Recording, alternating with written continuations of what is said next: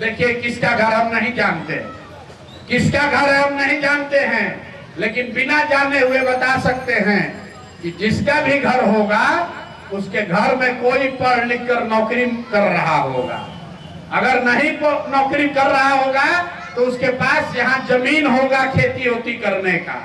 अगर ये दोनों नहीं होगा तो कोई उसके पास बिजनेस व्यापार होगा। दुनिया में जितना विद्वान लोग हैं वो गरीबी से निकलने का ही 3 गो रास्ता बताया है। 3 गो रास्ता है, चौथा रास्ता नहीं है। सड़क बनने से आपका गरीबी दूर नहीं होगा, बिजली आने से गरीबी दूर नहीं होगा। गरीबी दूर करने का 3 गो उपाय है। या तो आपके घर में कोई पढ़ लिख कर नौकरी करने लगे तो आपका गरीबी खत्म हो सकता है। अगर घर में पढ़ लिख कर नौकरी नहीं करने वाला कोई है, आपके पास सरकार अगर 1-2 बीघा जमीन दे दे खेती के लिए तो भी आपका जीवन सुधर सकता है। और दोनों नहीं है तो रोजी रोजगार करने के लिए सरकार अगर 1-2 लाख रुपया कर्जा दे दे, हर महिला पुरुष युवा यहाँ कोई ना कोई छोटा मोटा रोजी रोजगार करके अपना जीवन चला सकता है। हमारी बात पर विद्वान आदमी का बात नहीं देखना है। अपने गांव में देखिए, इसी गांव में जिसके पास ये तीनों में एक चीज भी है उसका जीवन ठीक चल रहा है। जिसके घर में कोई पढ़ लिख के नौकरी कर रहा है उसका जीवन ठीक है।